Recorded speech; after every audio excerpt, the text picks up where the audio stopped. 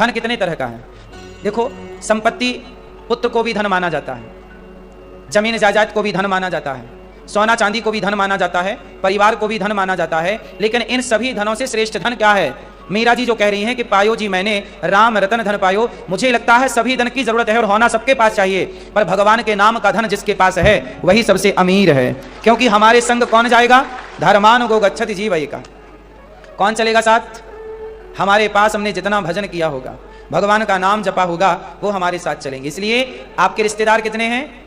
बहुत ज्यादा ना रखो, बहुत ज्यादा की जरूरत नहीं। हमारे हमारे दो ही रिश्तेदार, मैया तुम्हारे कितने रिश्तेदार? ये मैया के ढेरों रिश्तेदार, पर हमारे हमारे दो ही रिश्तेदार। एक हमारी राधा रानी, एक हमारी राधा रानी, और दूजे बाके बिहारी सरकार, हमारे दो ही रिश्तेदार। मैया ने भी कम कर लिया है, 2 पे आ गई, फिर सही है। कितने रिश्तेदार? हमारे दो ही रिश्तेदार, हमारे दो ही रिश्तेदार, हमारे दो ही रिश्तेदार, हमारे दो ही रिश्तेदार। एक हमारी राधा रानी, एक हमारी राधा रानी, एक हमारी राधा रानी, दूजे बाग बिहारी सरकार, हमारे दो ही रिश्तेदार, हमारे दो ही रिश्तेदार।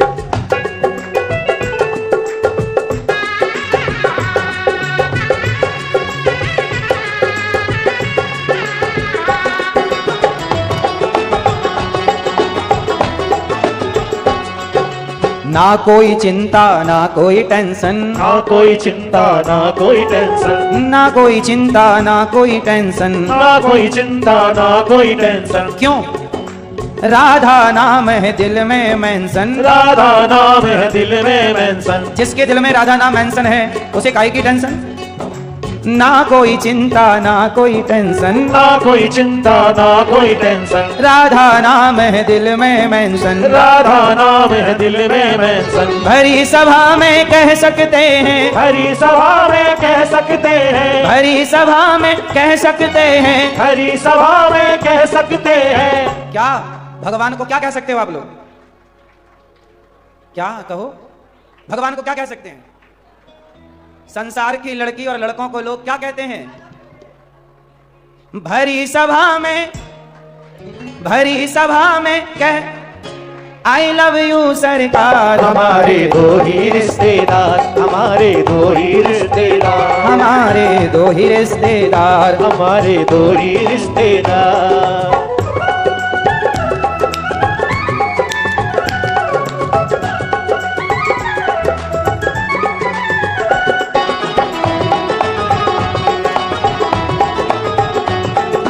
सेठ हमारे बाके बिहारी, सेठ हमारे बाके बिहारी, सेठानी ब्रसभानु दुलारी, सेठानी ब्रसभानु दुलारी। सेठ हमारे बाके बिहारी, सेठ हमारे बाके बिहारी, सेठानी ब्रसभानु दुलारी, सेठानी ब्रसभानु दुलारी। जो कोई जपता राधे राधे, जो कोई जपता राधे राधे, हो जाए भव से पार। हमारे जय हो, हमारे जय हो, हमारे दो ही रिश्तेदार, हमारे दो ही रिश्तेदार, हमारे दो ही रिश्तेदार, हमारे दो ही रिश्तेदार, हमारे दो ही रिश्तेदार, हमारे दो ही रिश्तेदार, हमारे दो ही रिश्तेदार, हमारे दो ही रिश्तेदार, हमारे। एक हमारी राधा रानी, एक हमारी राधा रानी, एक हमारी राधा रानी, एक हमारी राधा रानी, तुझे बाके बिहारी सरकार, हमारे दो ही, हमारे दो ही रिश्तेदार, हमारे दो ही रिश्तेदार, हमारे दो ही रिश्तेदार, हमारे दो ही रिश्तेदार, हमारे दो ही रिश्तेदार, हमारे दो ही रिश्तेदार।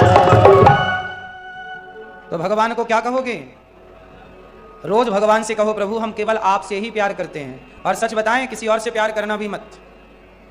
करोगे? जगत का प्यार तुम्हें रुलाएगा, जगत का प्यार तुम्हें रुलाएगा, पर जगन्नाथ का प्यार तुम्हें हंसाएगा। भगवान का प्यार सुख देता है, संसार का प्यार कैसे? आज आप जिससे प्यार करते हैं, कल को वो आपसे दूर चला जाए तो रोना पड़ता है कि नहीं? उसके नाम पर रोते रहो। जो आपको छोड़ सकता है उससे प्यार करना ही क्यों है? गलती आपकी ही तो है कि आपने उससे प्यार किया जो यहां मेहमान बन के आया था। संसार में जितने लोग हैं सब मेहमान हैं, और मेहमानों से प्यार ना करो, क्योंकि मेहमानी पूरी होते ही सबको जाना पड़ेगा। सब छोड़कर चले जाएंगे पर भगवान कभी ना छोड़ेंगे आप। तो जो कभी ना छोड़ें उनसे प्यार करो। अभी मैं जब ये गीत भजन सुना रहा था आपको तो मेरे मन में एक बात आई कि देखो, हमारे भगवान राम प्रकट हुए अयोध्या जी में। हमारे राम लला कहाँ प्रकट हुए? भगवान राम का जन्म स्थान अयोध्या जी है। भगवान कृष्ण का जन्म स्थान ब्रजमंडल मथुरा है, लेकिन शालिग्राम भगवान का जन्म स्थान नेपाल है। शालिग्राम भगवान का जन्म स्थान। तो ये भगवान की बड़ी कृपा है। ये भगवान श्रीमन नारायण ने हमें आज आपके बीच में बुला के बिठाया। भैया, किसी की गाड़ी द्वार पे खड़ी है, गाड़ी नंबर है 3823 3823, जिसकी हो उठा के बगल में धर दो। किसकी गाड़ी है ये? भैया जाओ जल्दी।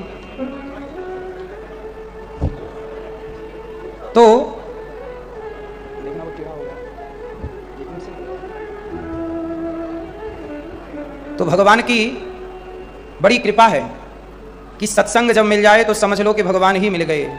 संत समागम हरि कथा दुर्लभ तुलसी दोए, सुत दारा और लक्ष्मी पापी के भी होए। तो ये समझना कि हमारा धन पैसा रुपया नहीं है, पैसा रुपया व्यवस्था है। धन तो हमारे भगवान है।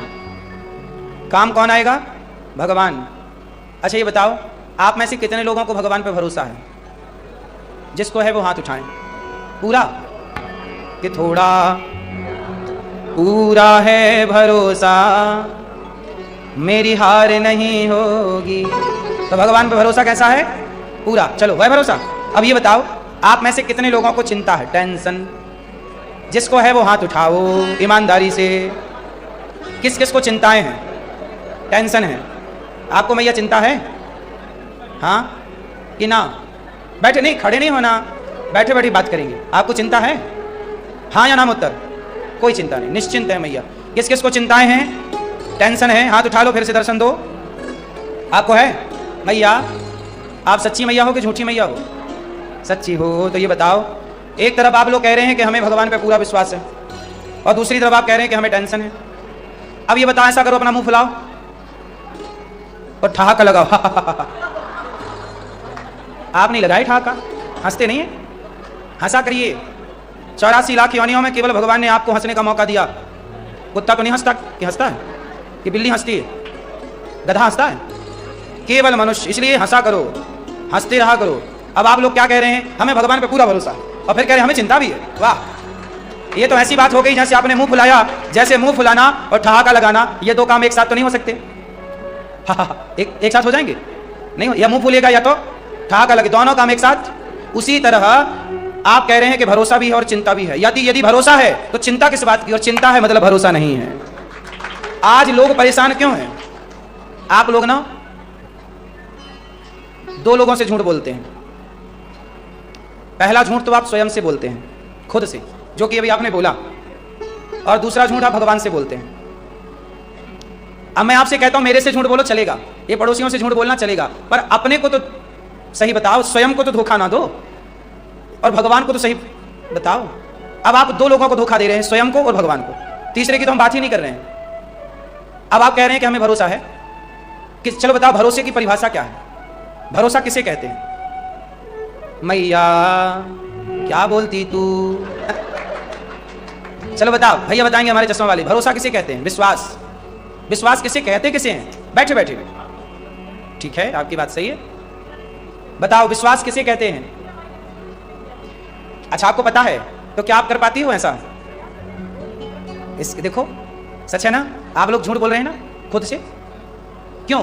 क्या मजबूरी है? किसने गर्दन पकड़ी आपकी कि झूठ बोलो? क्यों धोखा दे रहे हैं खुद को? आज ना भगवान के मिलने में देर नहीं है मेरी माँ। भगवान तो हमें रोज मिल जाए, 10 बार मिले दिन में, कोई बड़ी बात थोड़ी है। हम भगवान से दूर ही कब हुए हैं? भगवान खोए ही कब कि मिलने की बात करें? जो खो गया उसे ढूंढा जाए वो मिले, जो ऑलरेडी मिला मिलाया उसे क्या ढूंढा जाए। भगवान तो वो वस्तु है जो सबको ऑलरेडी मिले मिलाए हैं, आप ढूंढ किसे रहे हैं। केवल अपनी गलतफहमियां दूर कर लो, भगवान सबको मिले मिलाए हैं। कौन सी गलतफहमियां दूर करनी है, एक बात बताओ। प्रहलाद के पिता हिरण्यकश्यप प्रहलाद से कहते हैं कि बोल तेरा भगवान कहाँ है। प्रहलाद जी ने क्या बोला, प्रहलाद जी ने कहा न केवलम में भवतश्चिराजन सवैवलम बलिनाम चा परेशान। हे पिताजी, कहाँ नहीं है भगवान, जिस बल से आप बोल रहे हैं वो बल भी भगवान का है। आप ये बताओ, आप लोग यहाँ तक आए इस हॉल तक तो अपने पाँव से चल के आए होंगे, किसके बल से आए हैं। ये पाँव में चलने की शक्ति ही ना होती तो आप आ पाते।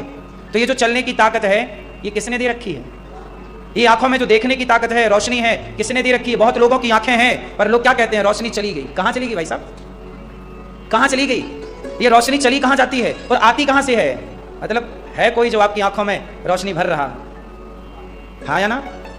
मतलब वो 24 घंटे आपकी सेवा में लगे हैं कि नहीं। अब आप कहते हो भगवान कहाँ है। हिरण्यकश्यप भी बोला भगवान कहाँ है। प्रहलाद जी बोले पिताजी आपको नहीं नजर आ रहे हैं। बोले नहीं मुझे तो नहीं दिखता। कहाँ तेरा भगवान। बोले पिताजी सब जगह दिख रहे हैं। अच्छा क्या इस खंबे पे तेरा भगवान है। हाँ सोचिए, खंबे पे हिरण्यकश्यप को भगवान नजर नहीं आ रहे थे पर प्रहलाद जी को आ रहे थे कि नहीं। क्यों प्रहलाद जी को नजर क्यों आ रहे थे, क्योंकि प्रहलाद जी खुद को धोखा नहीं दे रहे थे। प्रहलाद जी को पूरा भरोसा है। प्रहलाद जी कहते हैं पिताजी मैं अपनी माँ के पेट में 9 महीने रहा, आप लोग भी थे। आप लोग अपनी माँ के पेट में कितने दिन रहे, लगभग 9 महीने। कितनी बड़ी जगह है पेट में, बोलो, पूछ रहे हैं। जरा सी जगह है, उस जरा सी जगह में आप पानी की झिल्ली में लिपटे थे 9 महीने, उल्टा लटके थे और पानी भरा था उस झिल्ली में, हाँ या ना। पानी में तुम्हें डुबा दिया जाए मर जाओगे, पर 9 महीने डूबे रहे, मरे नहीं। जिस परमात्मा ने भीतर के पानी में डुबाकर भी नहीं मरने दिया वो रक्षक है, तो क्या आपको मरने देगा जगत में। ये भरोसे की कमी हो गई आपकी। जिस परमात्मा ने माँ के पेट में तुम्हारी रक्षा की, जब तुम पैदा हुए तो तुम रोटी खा नहीं सकते थे, चावल खा नहीं सकते थे, पिज्जा बर्गर चाउमीन खा नहीं सकते थे, तो भगवान ने तुम्हारी पैदा होती तुम्हारी माँ के आंचल में अमृत जैसा दूध भरा। पिए हो कि नहीं अपनी माँ का दूध, किसने भरा था, हाँ किसकी व्यवस्था है, ये लगा है कि नहीं व्यवस्था में, आपकी ही व्यवस्था में ना लगे हैं भगवान। अब कोई ना देखना चाहे तो मैं क्या करूं। धृतराष्ट्र, ये बताओ धृतराष्ट्र अंधे थे कि नहीं थे, थे। आपको पता है धृतराष्ट्र की आंखें भगवान ने एक बार लौटा दी थी और धृतराष्ट्र देख सकते थे, ये कथा पता है कि नहीं आपको, नहीं। सुनो, जब भगवान श्री कृष्ण शांति दूत बनकर आए तो भगवान श्री कृष्ण ने अर्जुन को कहा 5 गांव दे दो, बोला नहीं दूंगा। तब भगवान ने विराट रूप का दर्शन कराया था, अपना क्या दिखाया, अपना विराट रूप।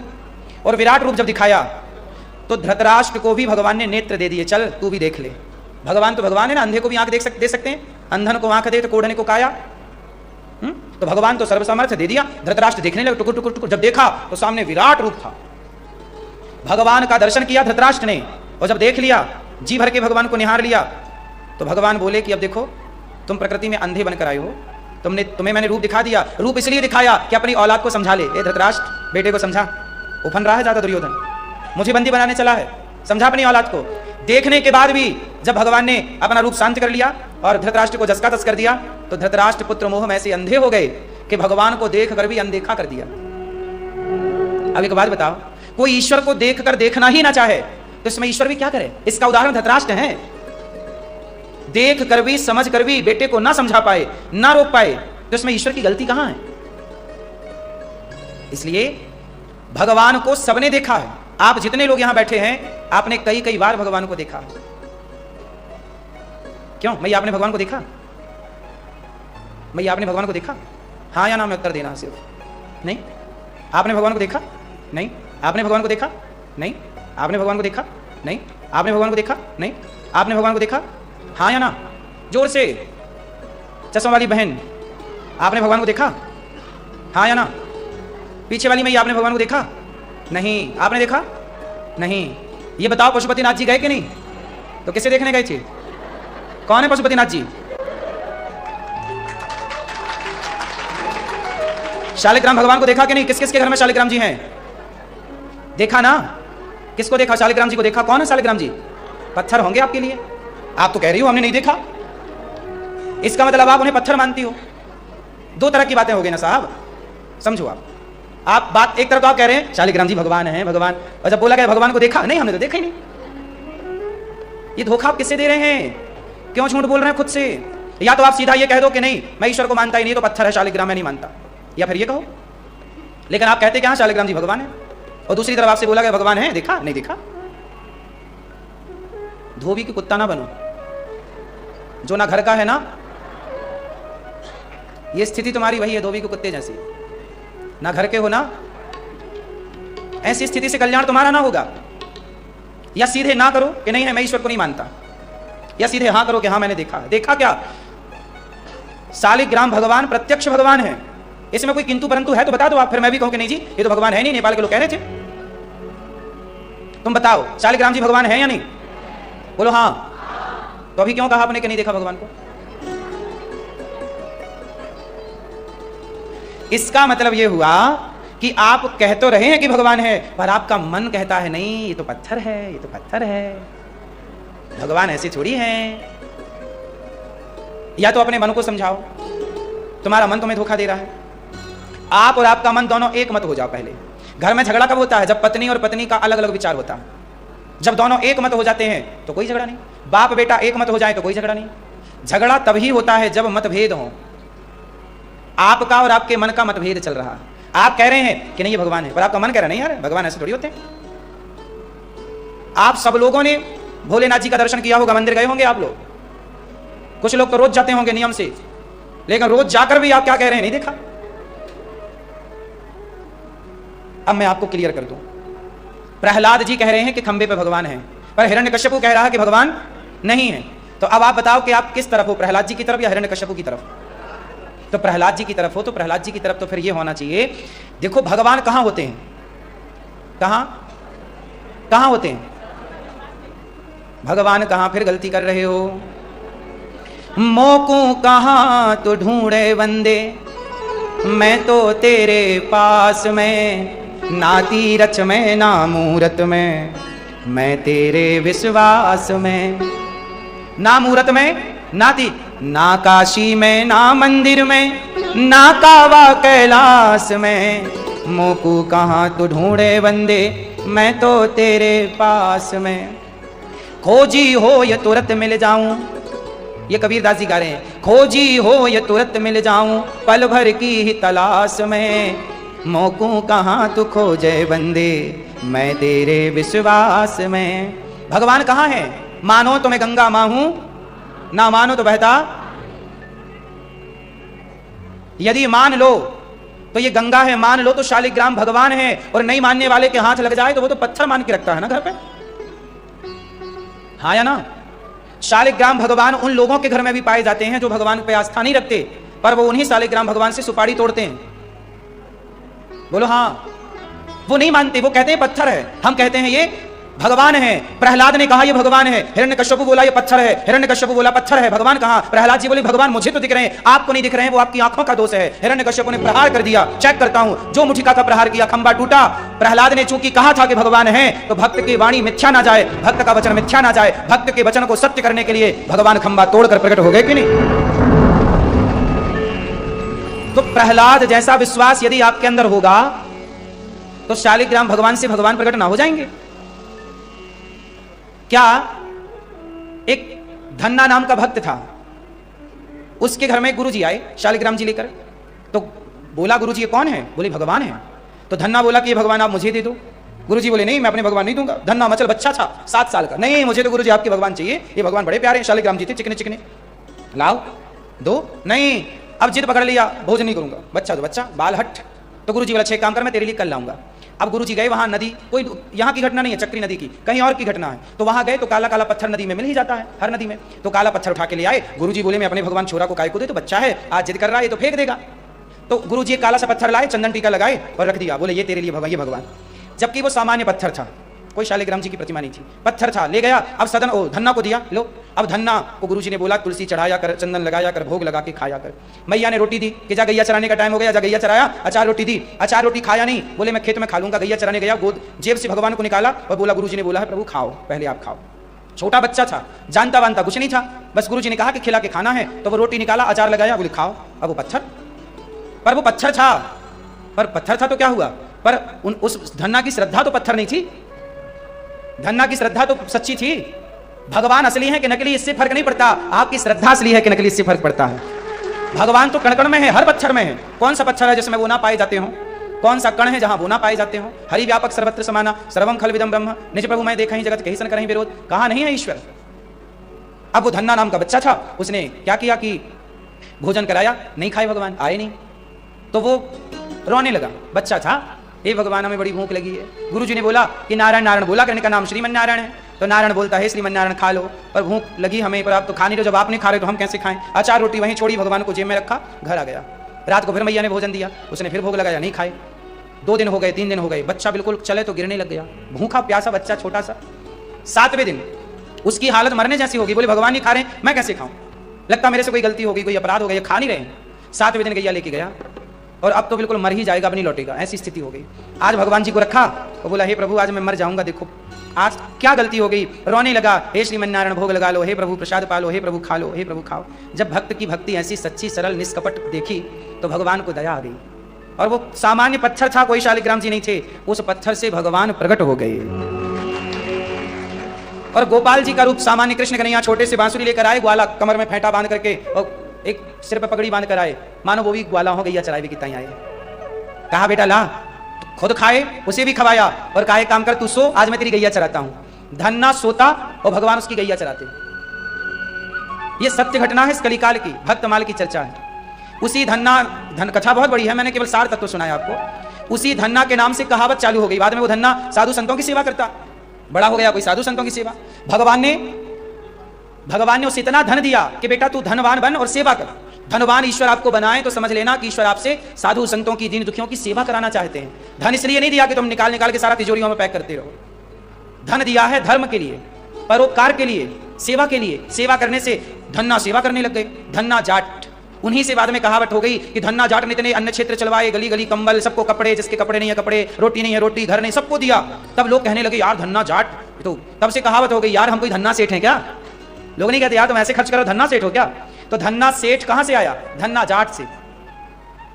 हम आपको केवल ये बता रहे हैं कि प्रहलाद के लिए खंबे से भगवान निकल आए। यदि प्रहलाद जैसी भक्ति आपकी होगी, प्रहलाद जैसा विश्वास और समर्पण आपका होगा, तो जब प्रहलाद के लिए खंबे से भगवान प्रकट हुए तो तुम्हारे लिए सालिग्राम जी से प्रकट नहीं हो जाएंगे। इसलिए मेरी मां, भगवान को सबने देखा है, सैकड़ों सैकड़ों बार देखा है, लेकिन दुर्योधन ने देखा तो पर पहचान नहीं पाया। आकर चले गए, क्या दुर्योधन पहचान पाया? वो तो यही कहता रहा कि तो ग्वारिया है, यशोदा का छुरा है, गैया चराने वाला। नहीं पहचान पाया। क्या रावण राम को पहचान पाया? रावण तो बड़ा ज्ञानी था, रावण जितना ज्ञानी कौन होगा? क्या वो रावण पहचान पाया राम को? वनवासी कहता था तो तू वनवासी है, वनवासी है। जब राम को रावण नहीं पहचान पाया, कृष्ण को कंस और दुर्योधन नहीं पहचान पाया, तो आपके बगल में आके भगवान बैठ जाए तो आप पहचान पाओगे। इसलिए कहता हूं केवल पत्थर और पशुपति नाथ जी में ही नहीं, जिसे देखो भगवान के भाव से ही देखा करो, ये भगवान ही। ना जाने किस रूप में, ना जाने किस रूप में नारायण मिल जाएं।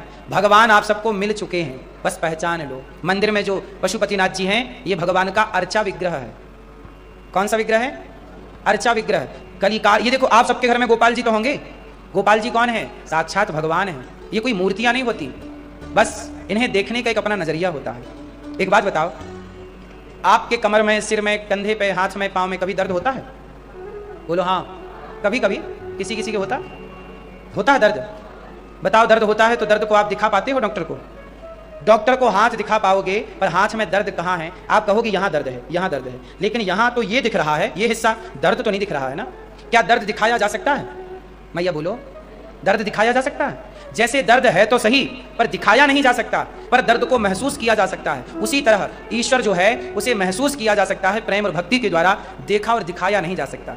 ये देखने और दिखाने का विषय नहीं है, ये महसूस का विषय है कि आप यदि प्रेम करती हो, जैसे एक बेटा आपसे सवाल करे, चलो थोड़ी देर के लिए मैं आपका बेटा, आप मेरी माँ। अब मैं आपसे एक सवाल करता हूँ, माना कि आपका बेटा आपसे सवाल कर रहा है, एक बेटा आपसे सवाल कर रहा है, बताओ आप अपने बेटे से प्यार करती हो या नहीं?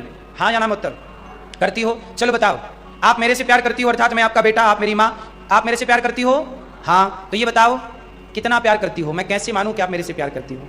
एक बेटा अपनी माँ से सवाल कर ले कि मैं कैसे मानूं कि माँ तू मेरे से प्यार करती है, तो माँ कैसे समझाएगी? आप समझाओ जरा मेरे को, आप समझाओ, कैसे समझाओगी कि बेटा मैं तेरे से ऐसे प्यार करती हूँ? ऐसे प्यार का कोई प्रमाण है? आपका बेटा प्रमाण पत्र मांगे कि माँ, ए पिताजी आप मेरे पिता हो, मेरे से प्यार करते हो, चलो बताओ प्रमाण क्या है इसका, आप मेरे से प्यार करते हो? आप प्रमाण कर दे पाओगे? बोलो नहीं।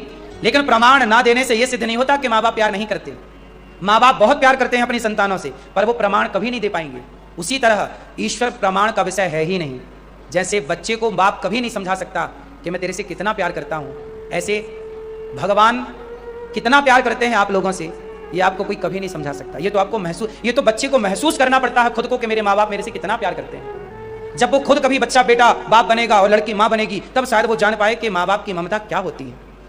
जब कोई भक्त बन जाता है तब ईश्वर की ममता को पहचान पाता है कि ईश्वर कितनी करुणा करते हैं, कितनी दया करते हैं। जैसे दर्द को देखा और दिखाया नहीं जा सकता, महसूस किया जा सकता है, ईश्वर को भी महसूस किया जा सकता है। ईश्वर महसूस का विषय है, ना कि देखने और दिखाने का। इस लफड़े में मत पड़ो, इस चक्कर में ना पड़ जाना। मिश्री में मिठास है कि नहीं, क्या उस मिठास को देखा जा सकता है? चलो माइक्रोस्कोप से देख लो, क्या मिठास को देखा जा सकता है? जोर से। मिठास को देखा नहीं जा सकता, पर जिह्वा पे रखोगे तो स्वाद आएगा। ऐसे ईश्वर को देखा तो नहीं जा सकता, लेकिन यदि प्रेम करोगे तो प्रेम में आपको ईश्वर का स्वाद मिलना स्टार्ट हो जाएगा। इसलिए मंदिर जाया करो तो इस भाव से जाया करो कि ये भगवान है। यदि आप इसी भाव से गए कि तो पत्थर की मूर्ति है, तो पत्थर की मूर्ति जब भाव में रख के जाओगे तो वहां भगवान का दर्शन कैसे होगा? वहां तो पत्थर नजर आएगा, ये तो पत्थर है। इसलिए भगवान उस प्रेम की तरह है, जैसे माँ और बेटे के बीच में एक प्रेम है, जिस प्रेम को कोई देख नहीं सकता, जिस प्रेम को कोई और जान नहीं सकता। मेरे मन की बातें या मैं जानूं या वो जाने। पति और पत्नी का प्रेम कितना है, ये तीसरा क्या जानेगा? जानेगा? बोलो। बस ऐसी भक्त और भगवान के बीच में क्या है? शबरी कैसी है ये राम जानते हैं, और राम कैसे हैं शबरी जानती है। तीसरा कौन जानेगा? इसलिए तो कहा कि पैदल चलकर द्वारिका जाना सबके बस की बात नहीं है। राम नाम का रस पी लेना सबके बस की बात नहीं। भक्त सुदामा जी को देखो, प्रेमा भक्ति भारी है, प्रेमा भक्ति भारी है। पैदल चलकर द्वारिका जाना सबके बस की बात नहीं है। भगवान को पाना है तो सुदामा जैसा त्याग चाहिए। जो बातें हम आपको समझा रहे हैं ना मेरी माँ, वो बातें समझने के लिए भी ना बड़ा टाइम लगेगा आपको। ऊपर की बातें तो आप सब जानते हो, उसी पे आप चल भी रहे हो, लेकिन सुदामा जैसी गरीबी किसके पास? आज बताओ पूरे नेपाल में क्या सुदामा जैसा गरीब कोई है? 4 दिन चूल्हा नहीं जलता सुदामा जी का। आज मुझे नहीं लगता कैसी स्थिति पूरे नेपाल में किसी की होगी, है कि 4 दिन से चूल्हा ना जला हो। पर 4 दिन चूल्हा नहीं जलता, फिर भी सुदामा की जब पत्नी आती, बोली क्या कर रहे हो? ये कृष्ण कृष्ण क्यों लगाए रखा है? क्या कर रहे हैं? ना वो पूजा कर, ना तो वो पेट भर रहे हैं, ना कुछ कर रहे हैं। क्या कर रहे हो आप? तब सुदामा जी ने कहा कि प्रिय सुनो, हम भगवान की भक्ति इसलिए नहीं करते कि वो हमारा पेट भरे। अच्छा बताओ भक्ति क्यों की जाती है? आप ही बताओ, भक्ति क्यों करते हैं लोग? आप लोग भक्ति क्यों करते हो? शांति के लिए? तो शांति नहीं है क्या? चलो मैया बताओ, भक्ति क्यों करते हैं आप? बोलो। आनंद के लिए। आनंद के लिए। आनंद तो कुत्ता बिल्ली भी पा लेते हैं रोटी के टुकड़े से, नहीं उन्हें सुख मिल रहा? बिल्ली तुम्हारा दूध चट कर जाए तो पूरा पांव पसार के सोती है, बढ़िया मिला। भगवान की भक्ति क्यों की जाती है? बताओ इस संसार में वो कौन सी चीज दुर्लभ है? लोग कई देशों से यहां पशुपतिनाथ जी आते हैं। काहे आते हैं? क्यों आते हैं? भक्ति क्यों करते हैं? काहे आदमी शिव शिव जप रहा है? काहे आदमी राम राम जप रहा है? काहे आदमी कृष्ण कृष्ण जप रहा है? काहे पैसा खर्च करके लोग तीर्थ यात्रा पर जाते हैं? क्यों लोग भगवान का दिन रात नाम जपते? काहे भैया, क्यों भक्ति क्यों करते हैं? हैं? मिलन के लिए। अभी नहीं मिलना होगा? देखो आप लोग भक्ति कर रहे हैं पर आपको यही नहीं पता क्यों कर रहे हैं। बहुत सारे प्रश्न हैं जिनके उत्तर आप लोग नहीं जानते। जैसे आप लोग पैसे कमाते हैं, प्रश्न कर लूं, पैसे क्यों कमाते हो? बताओ आप, पैसे कमाते हो क्यों कमाते हो? जीवन यापन के लिए, ठीक है। तो जीवन यापन के लिए कितना चाहिए? तो रोटी लायक तो कमा चुके, फिर भी कमा देते जा रहे हो। आप क्यों कमाते हो पैसा? हैं? तो जीवन यापन तो हो रहा है ना तरीके से, फिर भी ना लोग पागलों की तरह भागे जा रहे हैं। सच बताओ, आप झूठ बोल रहे हैं। पेट भरने के लिए पैसा, आज लोग पेट भरने के लिए नहीं कमा रहे हैं। पेट भरने के लिए इतना झूठ बोलने की जरूरत ही नहीं है। सच बताना, आप लोग पैसा लोग ईमानदारी से कमा रहे हैं कि बेईमानी से कमा रहे हैं? सच बताओ बस, पैसा लोग ईमानदारी से कमा रहे हैं आजकल के बेईमानी से? बोलो। बेईमानी से करते हैं ना बेईमानी। सवाल खड़ा हुआ, आपने कहा कि पेट भरने के लिए पैसा कमाया जाता है, तो सवाल मैं आपसे पूछता हूं, क्या ईमानदारी से कमाओगे तो तुम्हें पेट ना भरेगा तुम्हारा? सच बताओ, ईमानदारी से यदि कोई कमा रहा है तो क्या उसका पेट नहीं भरता? भर सकता है ना। सवाल खड़ा हुआ कि जब ईमानदारी से पेट भर सकता है तो लोग बेईमानी क्यों करते हैं पैसे के लिए? उत्तर दो। फिर ये बेईमानी से जो पैसा कमा रहे हैं किसके लिए कमा रहे हैं? साहब पेट तो बहाना है, लोग पेट के लिए नहीं कमाते। पेट के लिए कमाते तो ईमानदारी से कमाते। ईमानदारी से कमा के ना पेट भर सकता है? क्या चिड़िया भूखी मर रही है? वो तो कुछ भी नहीं कर रही है। भूखा तो वो भी नहीं मर रही है, ना कोई जॉब है ना कोई काम है। अजगर करे ना चाकरी, पंछी करे ना काम, दास मलूका कह गए सबके दाता राम। जब परमात्मा चिड़िया को भूखा नहीं मरने देता तो इंसानों को भूखा मरने देगा क्या? बोलो। जिसने तुम्हारा पेट माँ के गर्भ में भरा 9 महीने, दूध देकर माँ के आंचल में तुम्हारा पेट भरा, वो भगवान तुम्हें यहाँ भूखा मरने देगा? कस्मात भजंती कवयो धन दुर्मदान धान। क्या तुम्हें भगवान पर इतना भी भरोसा नहीं है? सवाल करना लोगों से, भैया पैसा क्यों कमा रहे हो? लोग कहेंगे पेट के लिए। नहीं, झूठ बोल रहे हैं। पेट के लिए कमाते तो झूठ क्यों बोल रहे हो? बेईमानी क्यों कर रहे हो? फिर भ्रष्टाचार क्यों कर रहे हो? मिलावट क्यों कर रहे हो खाद्य पदार्थों में? लोग पेट के लिए नहीं कमा रहे हैं, तिजोरियां भरने के लिए कमा रहे हैं। पेट के लिए कमाते तो जरूरत ही नहीं थी झूठ बोलने की। भाई जब मुझे पेट ही भरना है तो मैं क्यों आपसे बेईमानी करूंगा? मैं तो भिक्षा मांग के ना कहा, भैया जरा हमें 2 रोटी दे दो। मेरा तो भिक्षा मांग के भी पेट भर सकता है। आप 2 घंटे 4 घंटे काम कर लो, इतने में भी आप इतना कमा सकते हो कि आपका पेट भर सकता है। बेईमानी करके लोग अपना पाप कमा रहे हैं। आप पैसा नहीं कमा रहे हो, पाप कमा रहे हो। बताओ सबसे बड़ा पाप क्या है धरती पे? बताओ, आप तो सनातन धर्मी हो। सबसे बड़ा पाप क्या है?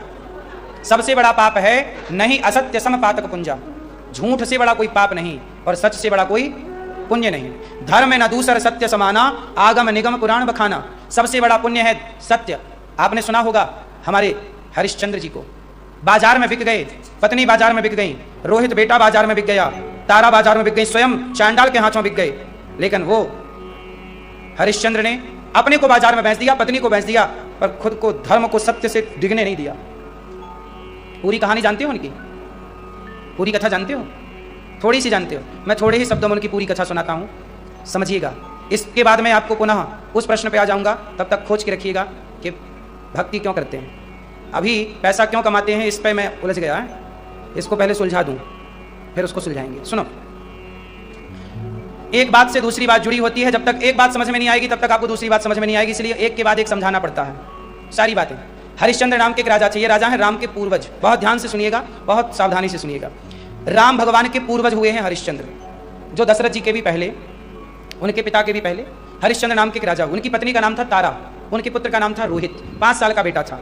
एक दिन क्या हुआ कि स्वर्ग में सभा लगी। स्वर्ग में सभा में बहुत सारे ऋषि लोग गए, सप्तर्षि गए। उन सप्तर्षियों में कौन कौन था? कश्यपोत्री वशिष्ठ, विश्वामित्र गौतम, जमदग्नि भरद्वाज। ये 7 ऋषि गए। उनमें थे वशिष्ठ जी और विश्वामित्र जी। जब विश्वामित्र जी और वशिष्ठ जी स्वर्ग में बैठे तो स्वर्ग के राजा इंद्र ने कहा कि बताओ इस धरती पर मृत्यु लोक पर सबसे बड़ा सत्यवादी कौन है, सबसे बड़ा पुण्यात्मा कौन है? तो वशिष्ठ जी ने कहा कि मेरा चेला है, क्योंकि राम के पूर्वजों के सबके गुरु वशिष्ठ जी रहे। अयोध्या में सूर्यवंश के गुरु कौन रहे? वशिष्ठ। तो वशिष्ठ जी ने कहा कि मेरा चेला है इस समय, अयोध्या का राजा है हरिश्चंद्र, उसके जैसा कोई सत्यवादी और धर्म का रक्षक नहीं है, पुण्यात्मा नहीं है। तो विश्वामित्र जी बिगड़ गए। विश्वामित्र जी बोले नहीं, आप गलत कह रहे हैं, थोड़ा तो लोभ होगा उसके अंदर, थोड़ा तो पाप होगा, मैं परीक्षा लेता हूं। तो विश्वामित्र जी गए, हरिश्चंद्र के पास गए, कहा हरिश्चंद्र मुझे थोड़ा सा यज्ञ करना है, उस यज्ञ में थोड़ा धन चाहिए, क्या आप धन दे दोगे? हरिश्चंद्र बोले गुरुजी तो बड़ी कृपा है, आपको जितना धन चाहिए बताइए कितना।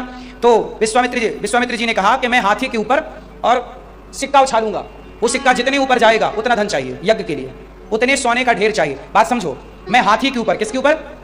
हाथी के ऊपर बैठ करके मैं सोने का सिक्का उछालूंगा और वो सिक्का जितने ऊपर जाएगा उतना बड़ा सोने का ढेर चाहिए। तो हरिश्चंद्र बोले मिल जाएगा, इसमें क्या है, बहुत, हरिश्चंद्र तो बहुत धनी है, मिल जाएगा, यज्ञ करो आप, तैयारी।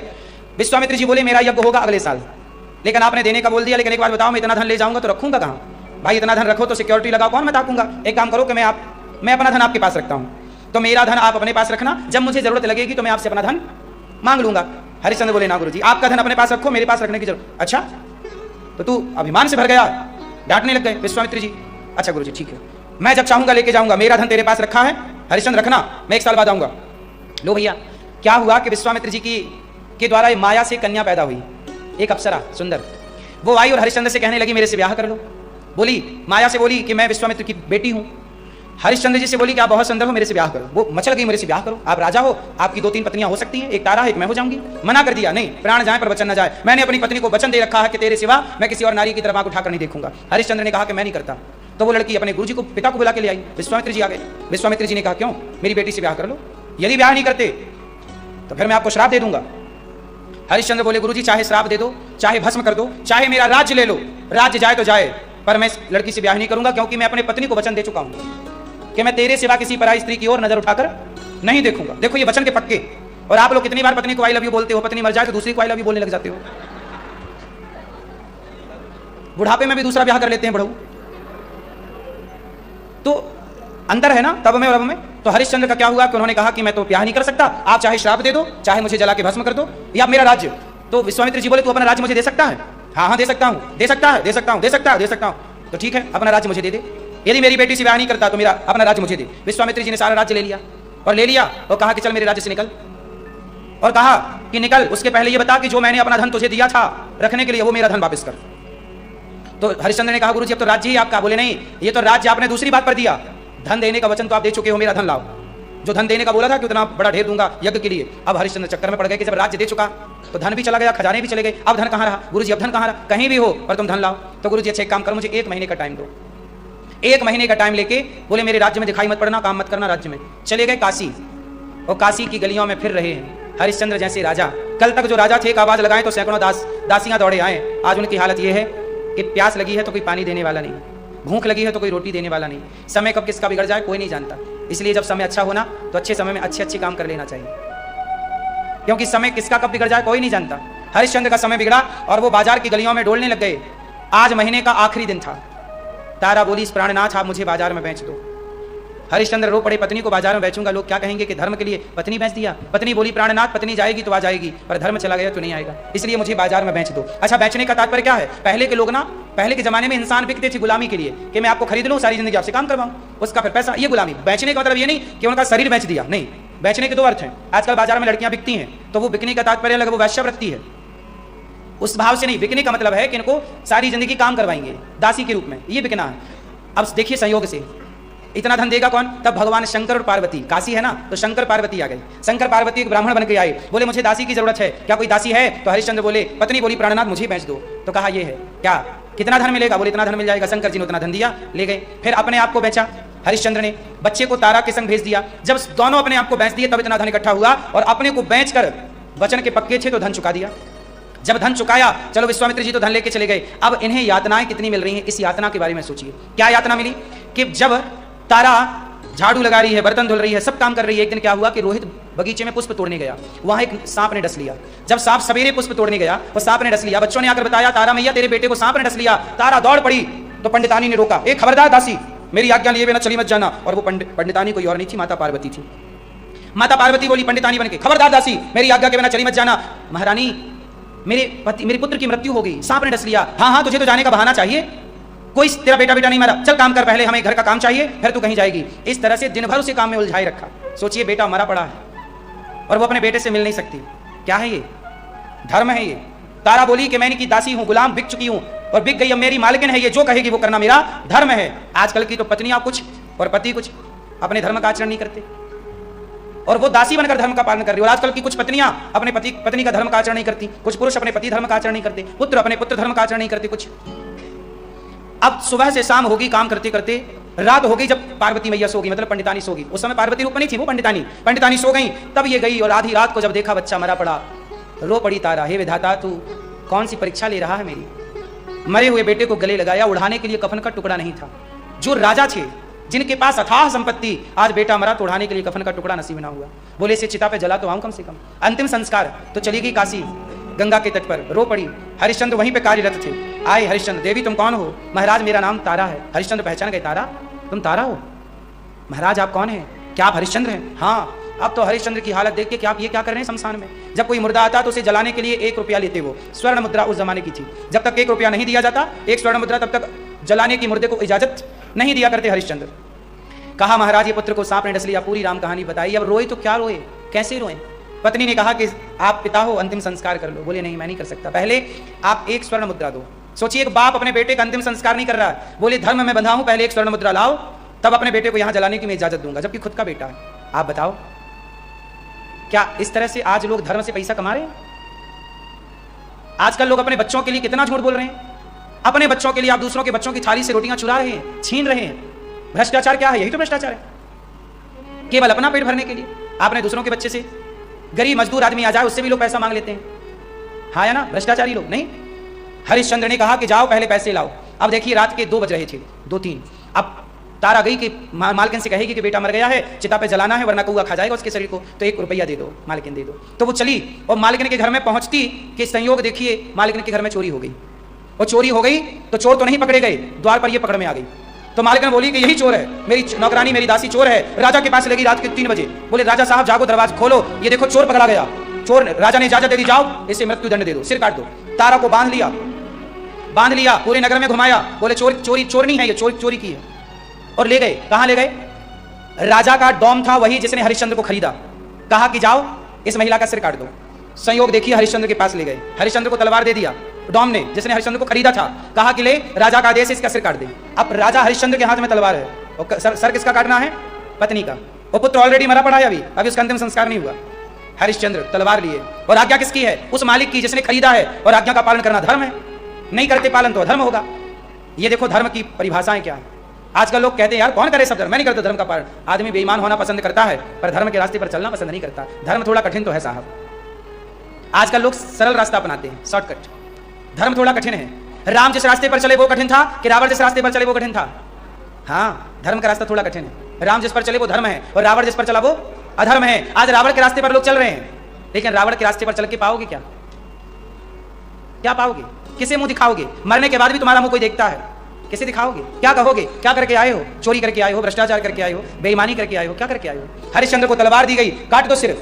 तब तारा ने कहा प्राणनाथ हाथ ना कपाइए, पत्नी चली जाएगी तो आ जाएगी, अपने धर्म का पालन कीजिए। वहां पर एक लकड़ी का वो था जहां ऐसा कटा था, सिर रख के ना फिर मृत्युदंड दिया जाता था। तारा ने अपना सिर रख लिया, हरिश्चंद्र ने तलवार उठाई और जो पत्नी का सिर काटने चले, अब तो भगवान भी रो पड़े, रुक जाओ हरिश्चंद्र रुक जाओ। प्रकट हो गए भगवान, वहां प्रकट हो गए भगवान शंकर, माता पार्वती, भगवान श्रीमन्नारायण और विश्वामित्र जी आए। धन्य हो राजन, युगों युगों तक तुम्हारा नाम होगा। जितना बड़ा नाम उतनी बड़ी परीक्षा।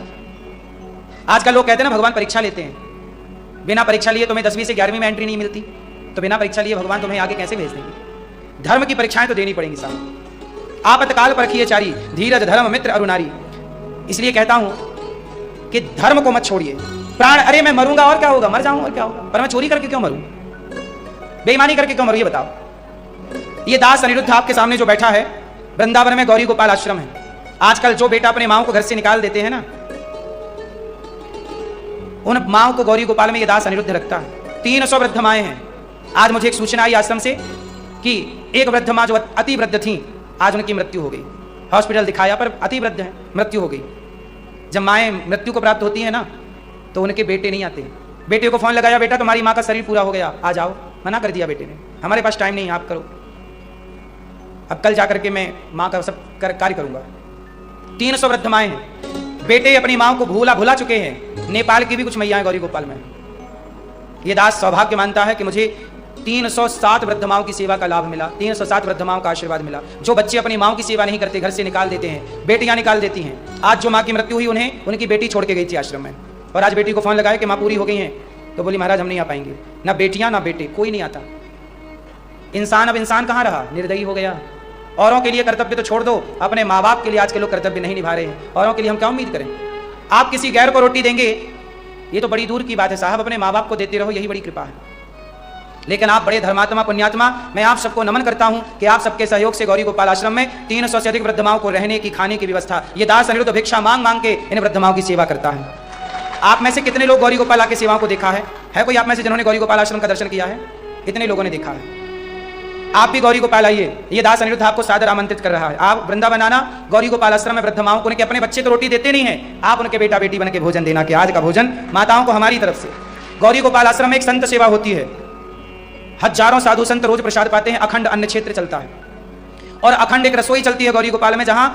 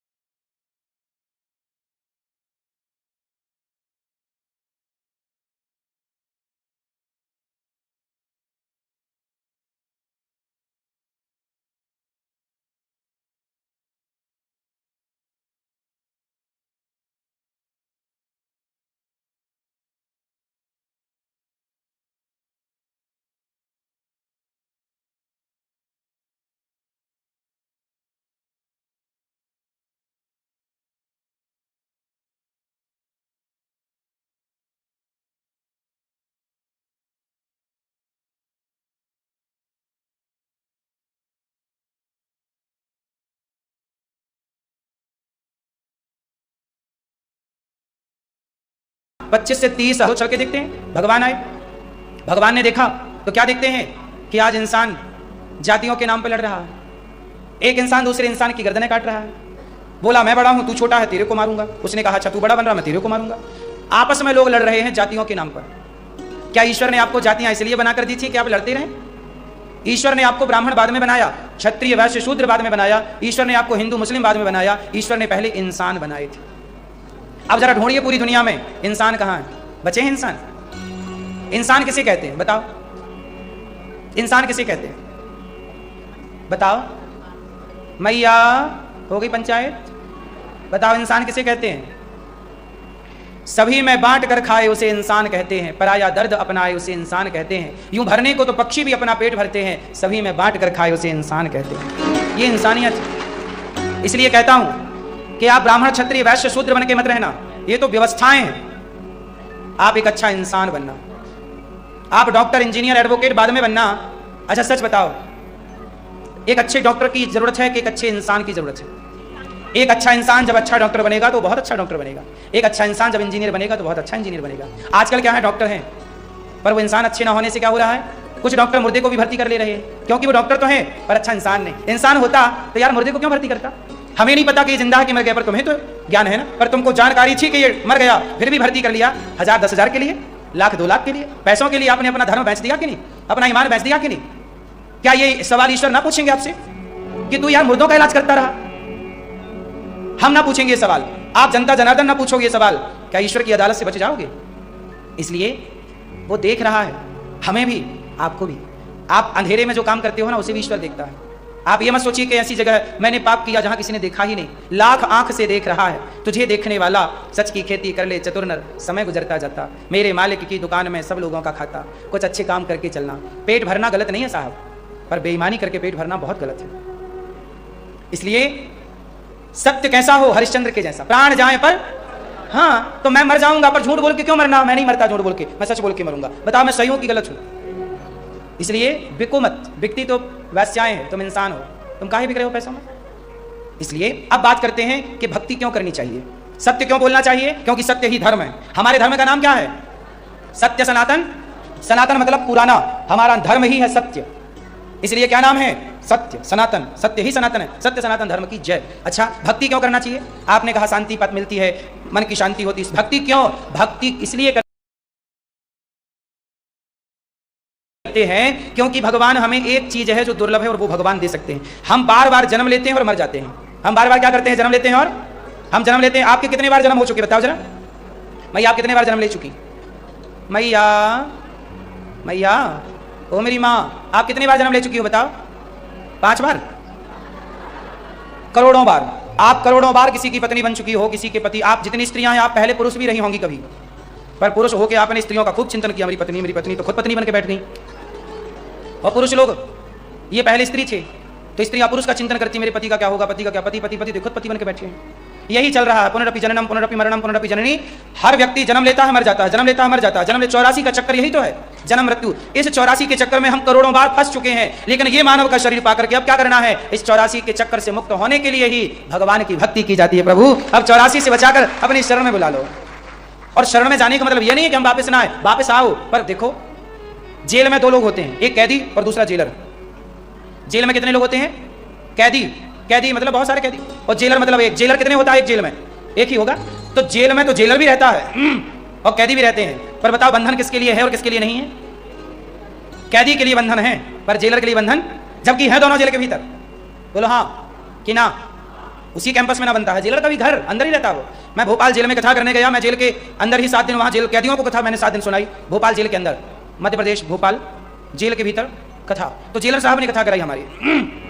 तो जेल के अंदर कैदी भी है और जेलर भी है, पर कौन बंधन है कौन मुक्त है? कैदी बंधन में है और जेलर।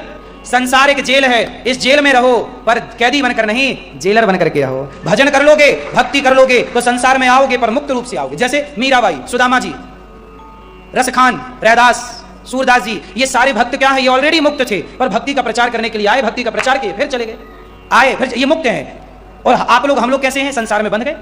एक बात बताओ, नेपाल की एक घटना आपको याद होगी, पुराणों में लिखी है कि भरत जी नाम के एक राजा हुए। गंडकी नदी, गंडकी मैया के तट पर तपस्या करने आए, छोड़ छाड़ के सब। वो जब आए तो यहाँ क्या किया कि मृग आ गया पानी में बहता हुआ, उसकी माँ मरगी तो मृग का बच्चे को बचा लिया भरत जी ने और बचा के ले आए। अब उसे नहलाएं, खिलाएं, पुचकारें, प्यार करें, आग लगा के सिकाई करें। देखो जान बचा ली भरत जी ने, मृग की गलत नहीं था, जान बचाना चाहिए, पर भरत जी ने क्या किया, उस मृग से मोह कर लिया, मेरा मृग मेरा मृग मेरा। जब भरत जी के मृत्यु का टाइम आया तो भरत जी मृत्यु के टाइम क्या कर रहे हैं, किसको याद कर रहे हैं, मृग, मेरा मृग कहाँ चला गया, अच्छा मृग मृग के झुंड में मिलके चला गया। अब ये चिल्ला मेरा मृग मृग मृग, और जब तक मृग आ गया तो ये मृग को देखते देखते मर गए। तो यमराज जी ने कहा कि आप मृग को देखते आए हैं इसलिए आपको मृग बन के जाना पड़ेगा, अंते यामति सागति, जाओ मृग बन के। सोचिए भरत जैसे तपस्वी ज्ञानियों की गति बिगड़ गई और मृग बन के आना पड़ा। इसलिए कहता हूं मैया अपना मन जगत से हटाओ और जगन्नाथ में लगाओ। इसलिए तो कहा इतना तो करना स्वामी, इतना तो करना स्वामी, जब प्राण तन से निकले गोविंद नाम लेकर, मेरे प्राण तन से निकले, आना जरूर आना, राधे को साथ लाना, मुरली मधुर बजाना, जब प्राण तन से निकले। श्री गंगा जी का तट हो, मेरा सांवरा निकट हो, मेरे मुख में तुलसी दल हो, जब प्राण तन से निकले, इतना तो करना स्वामी। हे प्रभु इतनी कृपा करना कि जब प्राण जाए, जब प्राण कंठ आवे, कोई रोग ना सतावे, यम दर्श ना दिखावे, जब प्राण तन से निकले।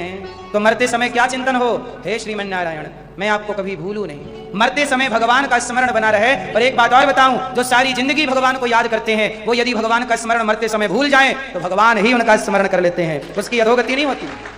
भरत जी की अधोगति नहीं हुई, वो तो समाज को प्रेरणा देनी थी कि भाई आप मरते समय सावधान रहिएगा। इसलिए मेरी माँ, मरते समय केवल भगवत चिंतन होना चाहिए और कोई चिंतन ना हो। इसलिए कहता हूँ काम करते रहो और नाम जपते रहो, हर समय भगवान का स्मरण हो, हर समय भगवान का स्मरण याद हो। अच्छा बताओ भक्ति किसे कहते हैं, तो बात समझ में आ गई, भक्ति क्यों करना चाहिए, मुक्ति के लिए।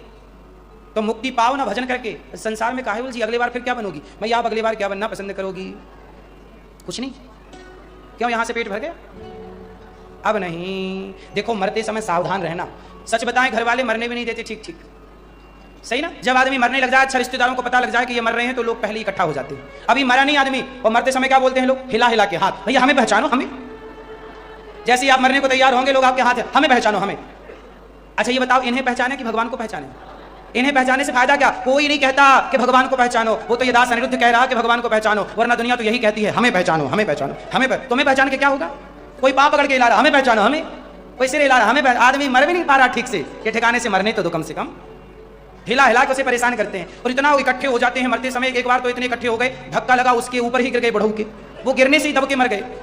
लो तो ये स्थिति हो जाती है, आदमी ठीक से मरने तक नहीं देता, सही है ना। और सुनो मरने के बाद आपको क्या लगता है, आप एक मैया बोली गुरुजी हमारे मरने के बाद क्या होगा, हमारे मरने के बाद क्या होगा, सब बढ़िया होगा, आप तो मरो बिंदास। अच्छा बताओ किसी के मर जाने से किसी का कोई काम रुका, ओ मोबाइल वाली मैया है गए मोबाइल का काम, क्या चला रही हो टिकटॉक।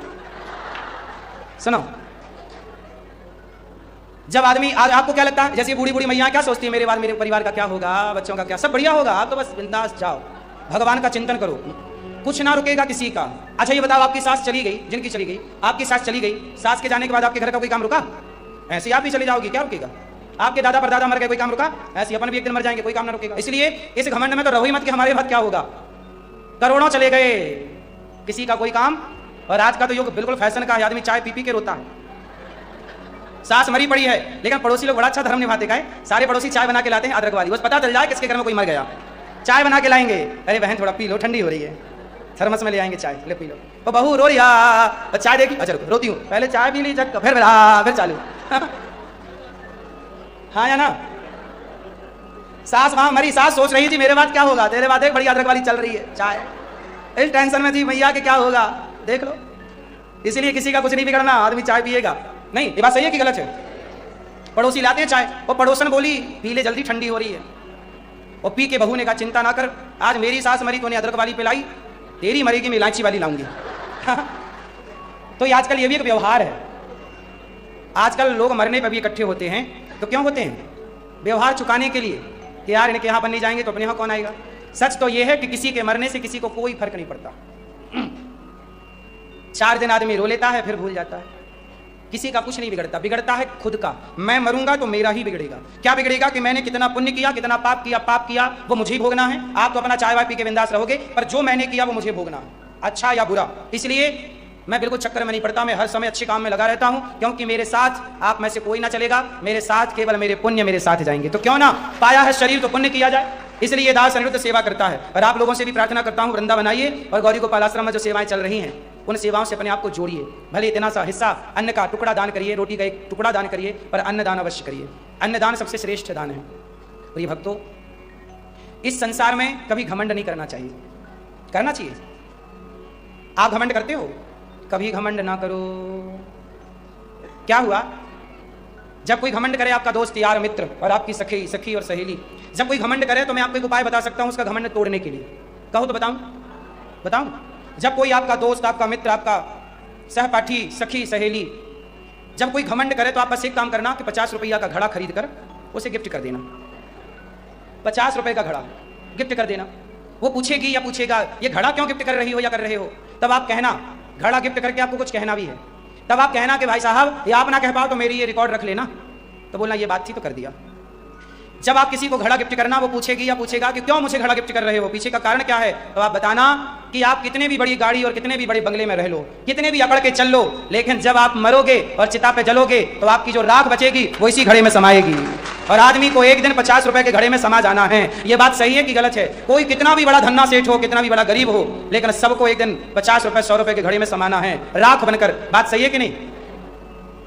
आप में से कितने लोग एक दिन राख बन के घड़ा में समा जाएंगे? इसलिए साहब, जब राख ही हो तो घमंड किस बात का। इसलिए ईश्वर ने यह जीवन दिया है सेवा के लिए, समाज के लिए, अच्छे कामों के लिए, अभिमान अहंकार के लिए नहीं दिया। इसलिए किसी बात का घमंड ना करना, क्योंकि जिन जिन ने घमंड किया। अभी मैं गया था भगवान शिव का दर्शन करने, तो वहां बगल में मैंने देखा कि वहां बगल में शमशान भी है। पशुपतिनाथ जी के चरणों में शमशान है कि नहीं? बगल में मुर्दे जलते हैं, जैसे काशी में हरिश्चंद्र घाट सैकड़ों मुर्दे रोज जलते हैं। जलती हुई चिताओं को जरा देखा करो, क्या होगा? अपना भविष्य नजर आएगा। यही मेरा भविष्य है। आप कितना भी कमा लो, चाहे कितना भी कमा लो, पर एक दिन तो सबको छोड़ के सबको यहीं पे जाना है। चार ले लेना। हाँ, धर्मशाला छोड़ जाना ही है अगला राउंड में। नहीं, धर्मशाला छोड़ जाना ही है अगला राउंड में।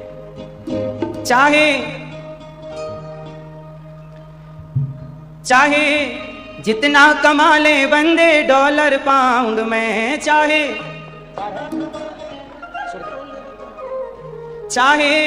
जितना कमा ले बंदे डॉलर पाउंड में, धर्मशाला छोड़ जाना ही है अगला राउंड में। धर्मशाला छोड़ जाना ही है अगला राउंड में।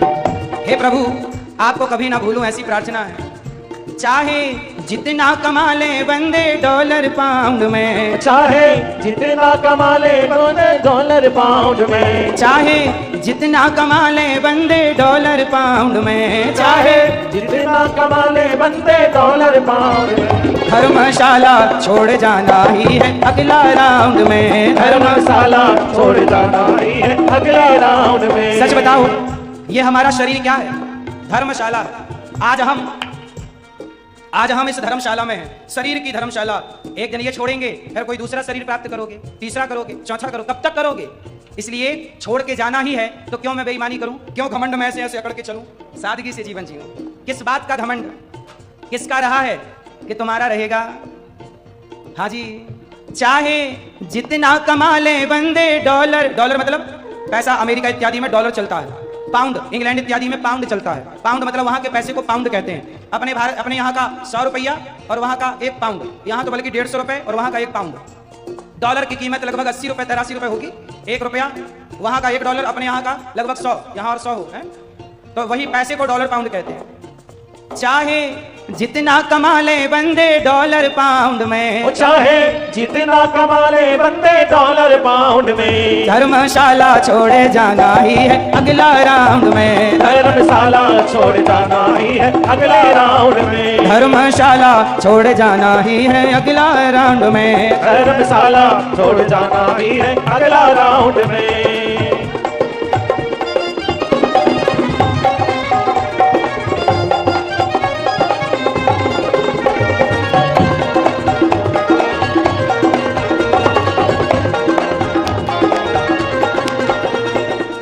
आत्मा ये क्या है गौरैया चिड़िया, आत्मा ये क्या है गौरैया चिड़िया, आत्मा ये क्या है गौरैया चिड़ैया, आत्मा ये क्या है गौरैया चिड़ैया। चिड़ैया जानते हैं, चिड़ैया मतलब चिड़िया, गौरैया चिड़िया होती है फुदक फुदक के चलती है। आपके यहाँ होती है गौरैया चिड़ैया? फुदकती है, वो ऐसे ऐसे नहीं चलती, ऐसे फुदक फुदक के। तो आत्मा भी हमारी आज फुदक के यहाँ है, कल फुदक के बाहर। आत्मा ये क्या है गौरैया चिड़ैया, आत्मा ये क्या है गौरैया चिड़ैया, काया गमन का है निश्चित समैया, काया गमन का है निश्चित समैया। आपको भले पता ना हो, लेकिन आपका जन्म यदि हुआ है निश्चित है, तो आपकी मृत्यु की तारीख भी निश्चित है, बस पता नहीं है। हाँ जी, आत्मा ये क्या है गौरैया चिड़ैया, आत्मा ये क्या है गौरैया चिड़ैया, काया गमन का है निश्चित समैया, काया गमन का है निश्चित समैया। चाहे ड्यूप्लेक्स में छिपो अंडरग्राउंड में, चाहे डुप्लेक्स में हो जाए अंडरग्राउंड में, चाहे ड्यूप्लेक्स में रहो, चाहे ड्यूप्लेक्स में रहो, चाहे ड्यूप्लेक्स में रहो अंडरग्राउंड में या अंडरग्राउंड। जब युद्ध होता है ना, तो बड़े बड़े नेता लोग भाग के कहां छिप जाते हैं? बंकर बोलते, बंकर, अंडरग्राउंड। चाहे ड्यूप्लेक्स में रहो अंडरग्राउंड में, चाहे डुप्लेक्स में रहो अंडरग्राउंड में, धर्मशाला छोड़े जाना ही है अगला राउंड में, धर्मशाला छोड़ जाना ही है अगला राउंड में। चाहे मल्टी पे ऊपर रहो या नीचे छिपो, पर बचोगे कहीं से नहीं। इसलिए दान पुण्य करो चाहे चोरी बेईमानी, दान पुण्य करो चाहे चोरी बेईमानी, दान पुण्य करो चाहे चोरी बेईमानी, दान पुण्य करो चाहे चोरी बेईमानी।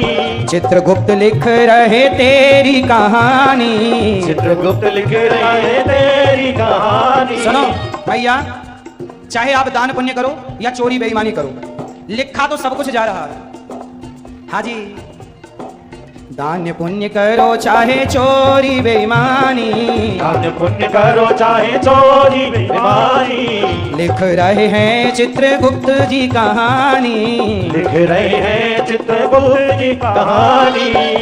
अब लिख रहे हैं चित्रगुप्त जी कहानी, लिख रहे हैं चित्रगुप्त जी कहानी।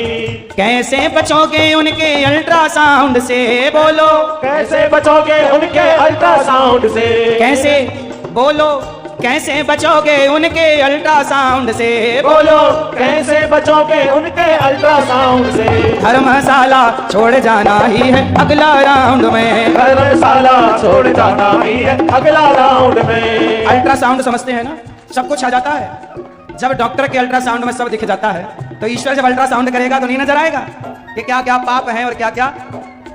बोलो कैसे बचोगे उनके अल्ट्रासाउंड से, बोलो कैसे बचोगे उनके अल्ट्रासाउंड से, बोलो कैसे बचोगे उनके अल्ट्रासाउंड में, धर्मशाला छोड़ जाना ही है, अगले राउंड में, धर्मशाला छोड़ जाना ही है अगला राउंड में। और राम नाम सत्य है ये जान लो शिकारी, राम नाम सत्य है ये जान लो शिकारी, कर लो न थोड़ा परलोक की तैयारी, कर लो न थोड़ा परलोक की तैयारी, कर लो न थोड़ा परलोक की तैयारी, कर लो न थोड़ा परलोक की तैयारी।